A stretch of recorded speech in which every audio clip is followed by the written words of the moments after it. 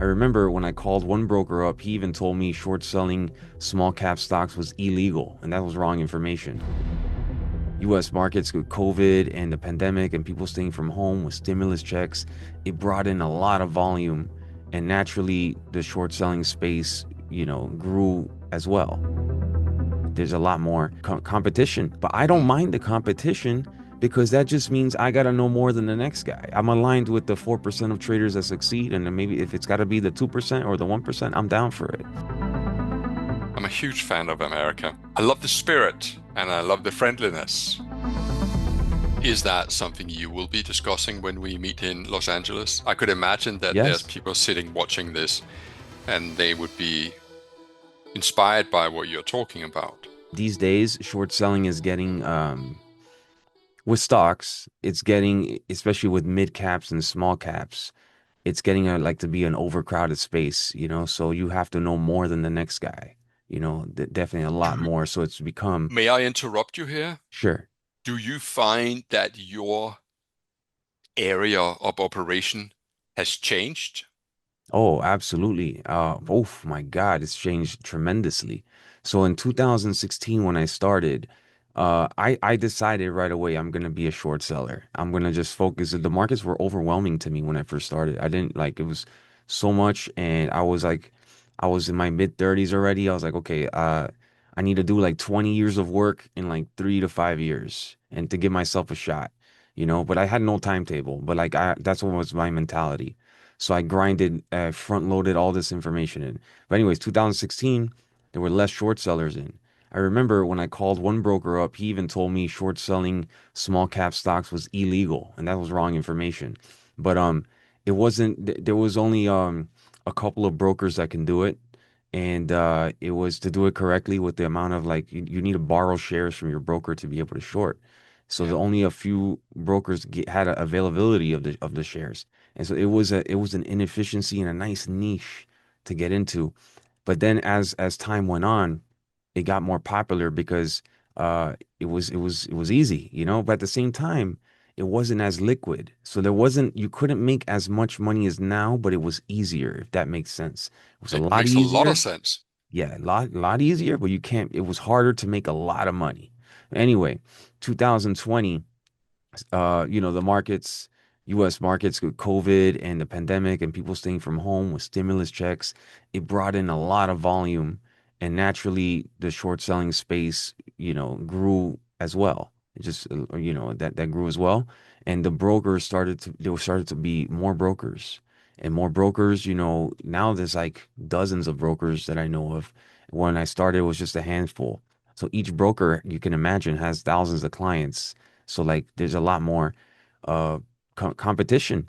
But I don't Mm. mind the competition because that just means I got to know more than the next guy. I'm aligned with the 4% of traders that succeed, and then maybe if it's got to be the 2% or the 1%, I'm down for it. So I just got to know more. So just better habits. All my habits are the best habits, the best routines that I can do. I love it, and it's hard, and I already have like 20,000 hours in the game or something. So it's a lot. So the thing is, newer traders that come in, it's hard for them to catch up. They just don't know what they don't know. So they provide me or people like me with a lot of experience and a lot of study hours, opportunity. So the money we make the profits. But Yeah. however, yes. So recently, on top of that, they changed this rule T plus three. I don't know if you're familiar with T plus three. Stocks take 3 days, used to take 3 days to settle, Yeah. like the clearing firm, broker, all this stuff. Now they switched it to 1 day. So that in itself caused the brokerages, they buy in the share. So if they lend you the share, they call it back sooner, or they raise the rates because when you hold a short overnight, there's a rate to it. So now the rates, for example, Tom, like when I first started, an average rate, let's say, was like on Interactive Brokers, 20% borrow rates, which is the rate you hold it like an annual rate or whatever. But let's say Hmm. 20%. Now the same you see on a regular basis, 500%, 900%, 800%. So they're trying to uh they're forcing short sellers out of their positions a lot faster. So you get a lot more squeezes. There's a lot more volume. And on top of that, ever since 2020, big firms, funds, and bigger players have entered the small cap space because they saw how much opportunities there. So that means there's more institutions, there's more bigger players, and so it's harder. However, it's more lucrative than ever if you know what you're doing. So the few that know what they're doing, they're doing potential to make as much as as any other uh markets to trade. So it's a lot of opportunity, but it's just harder, you know? Is that something you will be discussing when we meet in Los Angeles? I could imagine that there's Yes, people sitting watching this and they would be inspired by what you're talking about. absolutely. I'm gonna go and speak for, I think we have 90 minutes scheduled, and I think 90 minutes to 120 minutes for you. And Tom, coming into LA for the first time. And we have other guest speakers, seven, eight-figure traders that are, great traders. One potential speaker is an upcoming market wizard in Jack Schwager's new book series. Yeah, so we have a lot of great traders coming through. You and I, are going to be speaking. We're co-hosting the event, and yeah, it's going to be a jam-packed house. I know you've seen the space, Tom. You messaged me. Yes. Wow, what a room. What Are you able to are you able to show, maybe not now, but maybe you can edit in?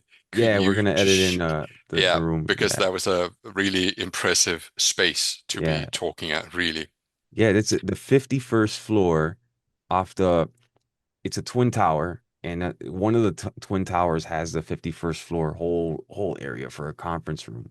And Lovely. yeah, and it's a club. So I belong to the club, and we have this beautiful access to this room. It's amazing.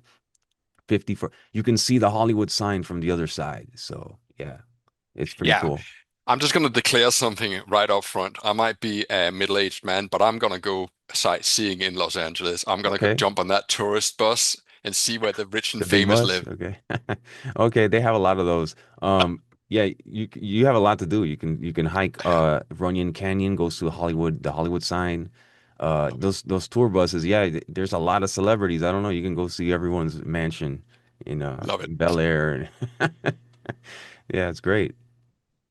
Well, listen, um, it's a very late here. I am in Dubai um, at the moment, where it is stupidly hot and it is late at night. It's 2 a.m.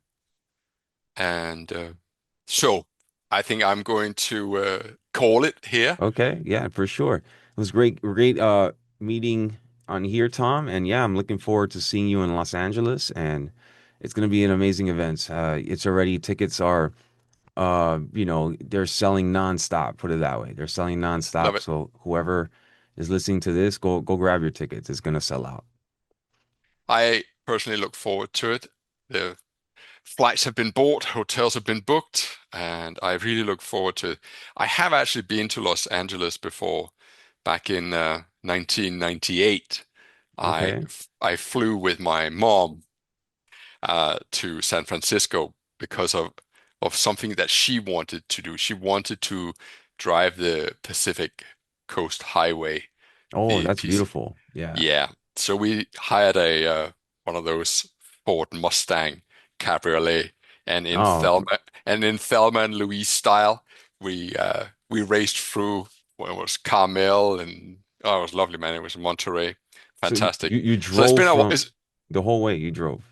oh yeah, Oh, yeah, wow. Nice. yeah. And then stayed in hotels. It was fantastic experience. I'm a huge fan of America. I love the spirit and I love the friendliness. I hope that friendliness isn't go away with with the current administration.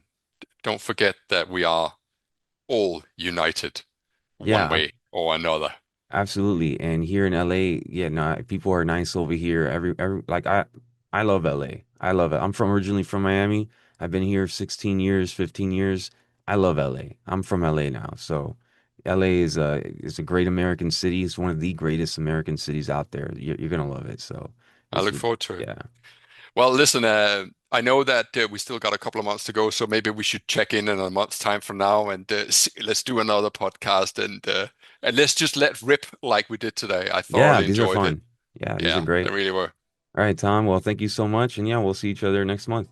I will look forward to that. Until then, stay strong, man.